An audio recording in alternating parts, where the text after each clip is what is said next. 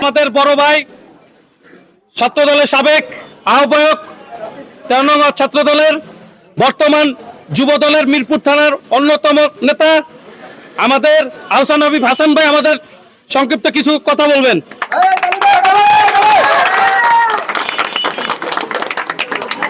আসসালামু আলাইকুম। সর্বপ্রথম আপনাদের সবাইকে ধন্যবাদ। আজকে আমরা সবাই একত্রিতভাবে এই মিছিলটা সম্পন্ন করেছি। মিছিলটার উদ্দেশ্য আমরা সবাই জানি।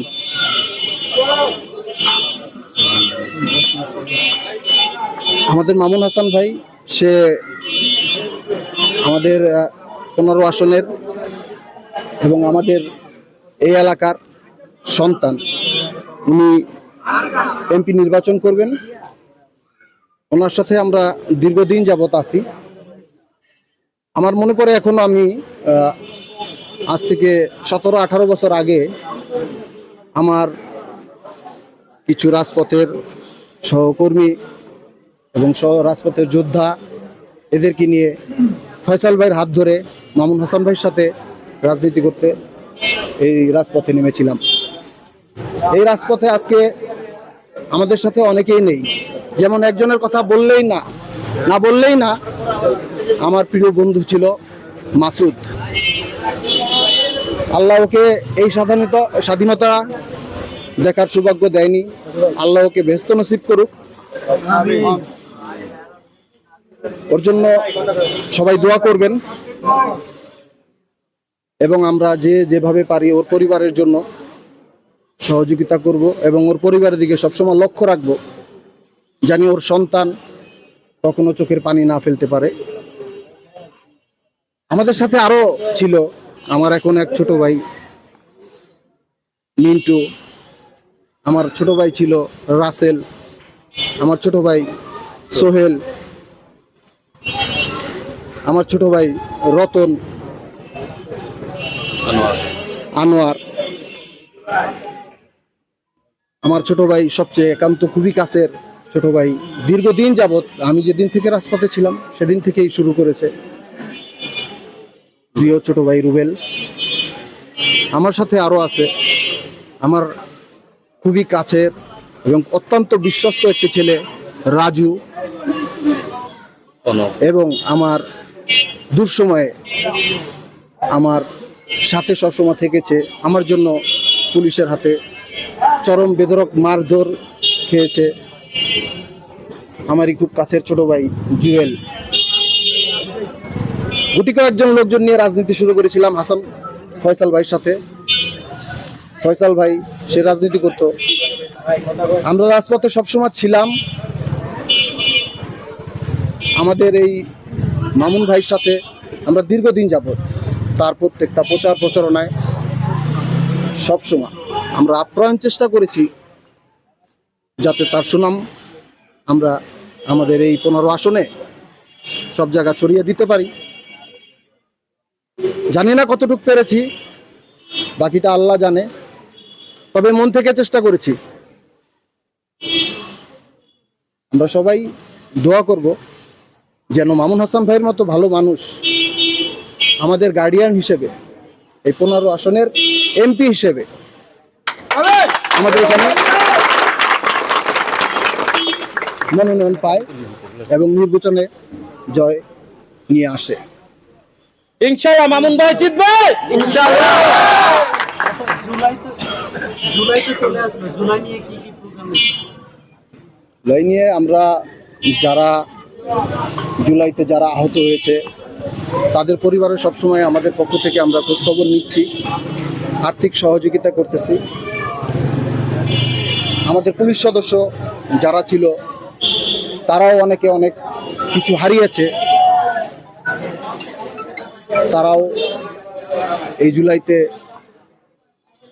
এই আওয়ামী লীগের সন্ত্রাসীদের হাত থেকে রক্ষা পায়নি। তাদেরকে অনেক পুলিশকে জোর করে তাদের কমান্ড মানতে বাধ্য করেছে। অনেকেই আপনারা দেখেছেন 5 তারিখের আগে চাকরি থেকে স্বেচ্ছায় পদত্যাগ করেছেন। যাই হোক, ওই ভালো মানুষগুলোর জন্য আমরা দোয়া করি। আজকে ওনাদের জন্যই প্রত্যেকটা দিনই প্রোগ্রাম রাখছি, প্রোগ্রামে আমরা attend করব। আমরা জুলাইয়ের জন্য প্রতিদিনই আমরা প্রোগ্রাম রেখেছি। সমাজসেবামূলক যত রকম কাজকর্ম আছে সব কিছু আমরা করব। তবে আমাদের মিরপুর থানার বর্তমান ওসি সাজ্জাদ সাহেব, তার উদ্দেশ্য করে কিছু কথা বলতে চাচ্ছি। আমাদের এলাকায় আমাদের প্রাণপ্রিয় নেত্রী খালেদা জিয়া, সে 5 তারিখের পরে ঘোষণা দিয়েছে তোমরা সবাইকে মাফ করে দাও। আমরা শহীদ জিয়ার আদর্শে রাজনীতি করি, তার আদর্শ বুকে ধারণ করে রাজপথে ছিলাম। আমরা সব সময় মানুষকে ক্ষমা করে দিয়েছি। তারপরও কিছু আওয়ামী লীগের খারাপ সন্ত্রাসী গোষ্ঠী, এরা এখনো বর্তমানে আমাদের এলাকায় রাতের বেলায় তাদের নিজ নিজ বাড়িতে আওয়ামী লীগের দোসরদেরকে নিয়ে বিভিন্ন রকম প্ল্যান প্রোগ্রাম করে কিভাবে ত্যাগী এবং ভালো নেতাদেরকে কিভাবে বদনাম করা যায়, কিভাবে তাদেরকে ঘায়েল করা যায়। যদি কোনো নেতাকে, বিএনপির নেতাকে ঘায়েল না করতে পারে, তার পরিবারকে ঘায়েল করে। আজকে আমি রাজনীতি করতে এসে আমার পরিবারও আমার সাথে অনেকটা আঘাত পেয়েছে। এর ভিতরে একটা কথা না বললেই না, যা আমার বাবা, আমি নিজে একজন পুলিশ সদস্যর সন্তান। আমার বাবা আজকে চাকরি হারিয়েছে শুধুমাত্র আমি বিএনপি করি বিধায়। আমার বাবা সে পুলিশে হয়েও পুলিশের হাতে ধাক্কা খেয়েছে আমার জন্য। তখন খুব কষ্ট লাগতো যে আজকে রাজনীতি করতে এসেছি, সমাজসেবা করতে এসেছি, এই সাধারণ জনগণের পক্ষে কথা বলতে এসেছি বিধায় আমার বাবা, আমার ভাই হিরো মিজানুর রহমান হিরো, সে ওরকম রাজনীতির সাথে সক্রিয় ছিল না। কিন্তু এমনই একটা পরিস্থিতি আমার পরিবারের সাথে, এমনই এক পরিস্থিতি হয়েছিল ওসি সালাউদ্দিন আমলে। আপনারা সবাই জানেন ওসি সালাউদ্দিন কিরকম মানুষ ছিল। সে যে এলাকা থেকে পোস্টিং হয়েছিল সেই এলাকার মানুষ আনন্দে মিষ্টি বিতরণ করেছিল। আজকে আমার ভাই, আমার বাবা আমাকে যখন অ্যারেস্ট করে নিয়ে যায়, আমার ভাই তাকে সাসপেন্ড করা হয় পুলিশের চাকরি থেকে। আমার বাবা সে চাকরি থেকে স্বেচ্ছায় অব্যাহতি নেয়। তার বয়স হয়ে গেছে, সে ভয় পেত। সে সবসময় বলতো, বাবা তুমি আমার পুলিশের সন্তান, তোমার রাজনীতির দরকার নেই। বাবার সামনে কখনো কোনো কথা বলতাম না, মাথা নোয়া থাকতাম। মনে মনে ভাবতাম, বাবা